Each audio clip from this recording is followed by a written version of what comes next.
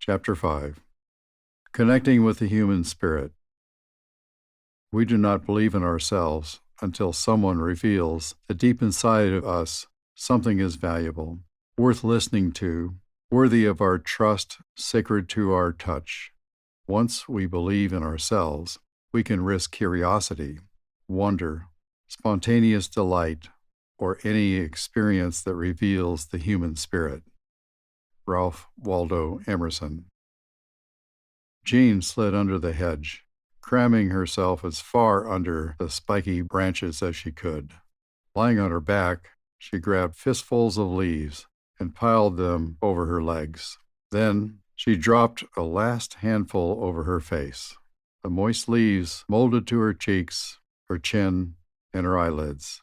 It wasn't easy for Marianne to find her.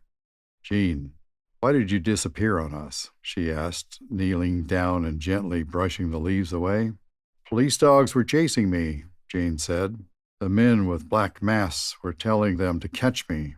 How dare they come after me like this?" Just after breakfast that morning, Jean had noticed several other Silverado residents walking with two of the community dogs. It sparked a hallucination, and Jean fled out the nearest door, frantic to hide from her imagined pursuers. Jean had memory impairment. For several years, her family doctor had waved off Jean's increasing lapses of recollection as just old age, until her condition was revealed in a startling public way. The day before attending a political convention, 80-year-old Jean made it known she planned to make her entrance in a white winter suit, dressy white hat, and designer jewelry, in keeping with her customary regal fashion. But rather than arrive with studied panache, she burst into the meeting hall dressed in sweatpants and slippers, cradling a stuffed green frog in a Santa hat. Dashing over to a group of acquaintances, she explained that she was having car trouble. When they ran outside, they found her vehicle in the middle of the parking lot, engine running, all four doors open, and jewelry strewn across the back seat. Convention organizers summoned an ambulance. In the emergency room, physicians diagnosed frontal lobe dementia. Less prevalent than Alzheimer's disease, the condition can involve hallucinations, often accompanied by anger and aggression. When Jean left the hospital, she moved into Silverado. Several days after she arrived, Jean grabbed a cane and smashed the Christmas tree in the lobby. Not having sufficiently made her point, she hurled a cup of hot coffee, saucer included, at a caregiver who stopped to chat with her. If Jean had been living almost any place other than Silverado, she would have quickly received a slew of tranquilizing medications. But at Silverado, her outbursts were not viewed as senseless symptoms of memory impairment, but rather as one part of a complicated personality. "We don't drug our residents to silence them," I said. "We listen to them, and we observe what their bodies are expressing through gestures. By understanding how to connect with their spirit, we are able to provide the best care for them." Who was Jean before she came to Silverado? She was a businesswoman, an owner of a commercial building, the holder of a real estate license. Starting in her teens and throughout her life, Jean participated in a dizzying array of community groups, invariably ascending to their presidencies. These groups included a historical society, a town bicentennial committee, and various business and professional groups for women. As a child, she licked stamps and stuffed envelopes for presidential candidate Wendell Willkie. Her passion for Republican politics was so fervent that she twice served as a delegate to the GOP presidential nominating convention. Following political news incessantly, she kept her television tuned to talk shows 24 hours a day. Jean owned 100 pairs of shoes and had collected 600 hats. She married 5 times. Those closest to her are quick to say she was never an easy person. They described her as authoritative and controlling.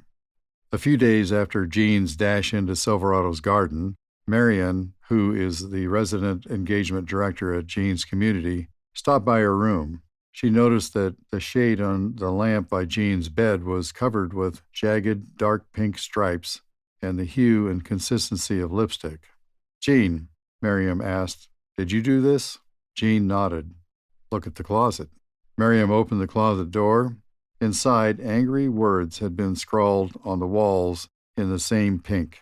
To say the least, Jean's spirit was expressing itself. Miriam said a year later, she had always been so independent, so strong.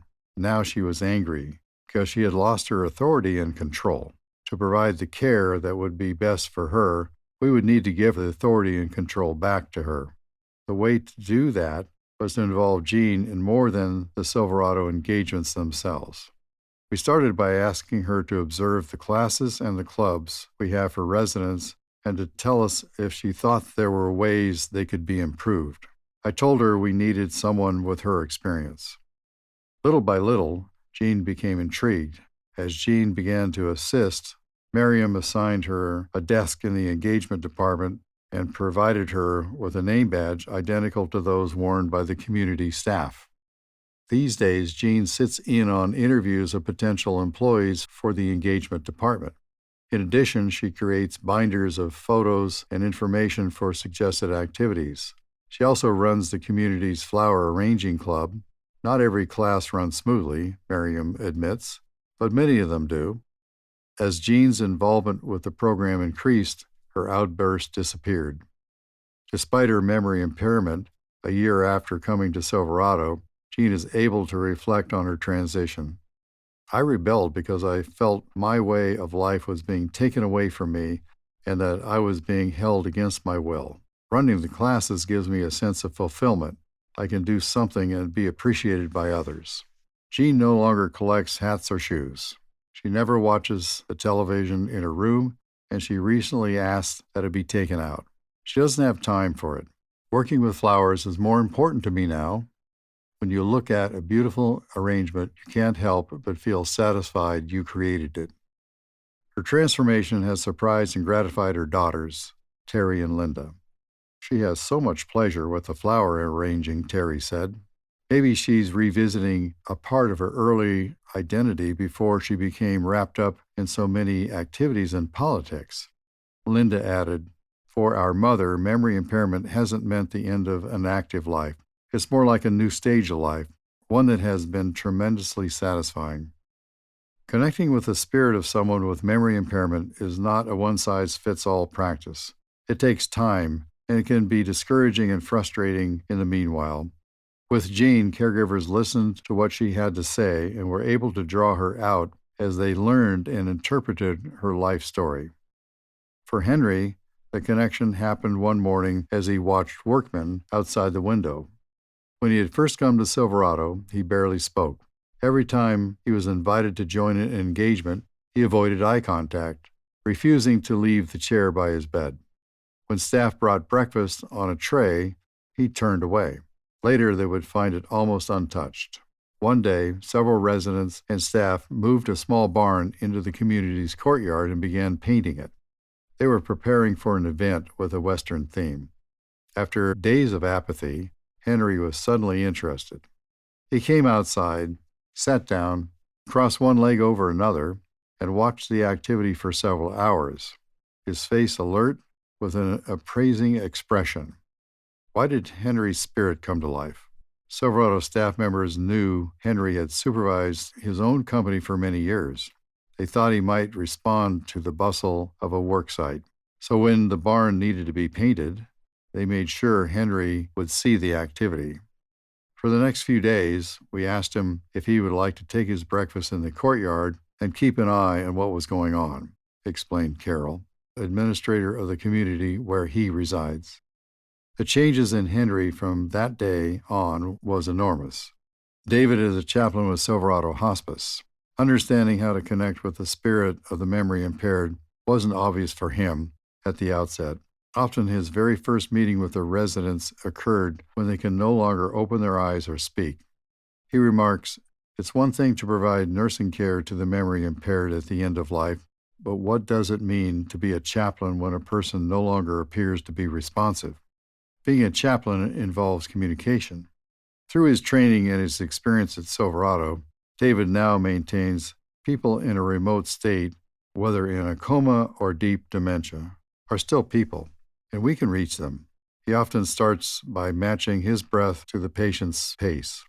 After establishing a bond through this shared cadence, he adds words.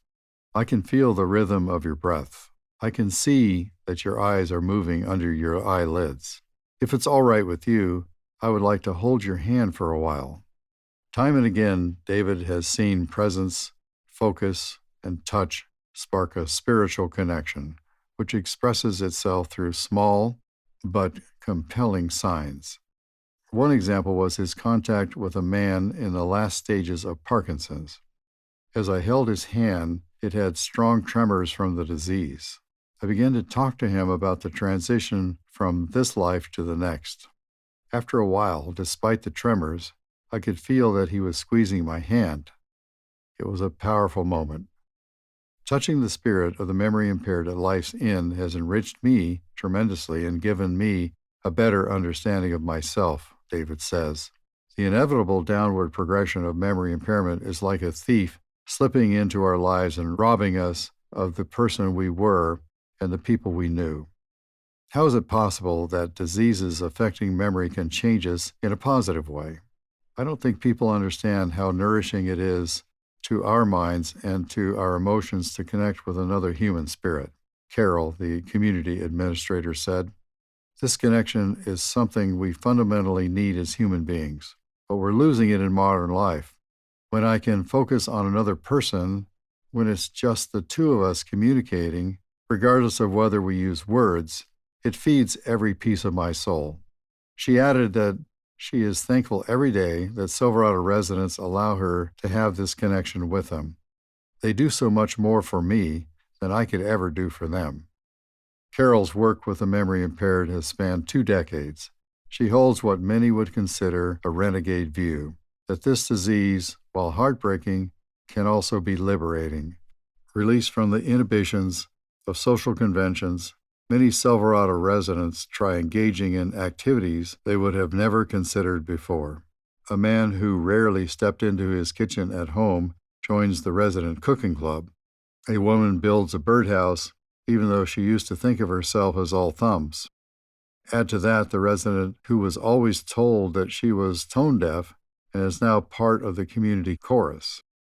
At Silverado, her spirit has the freedom to sing its song.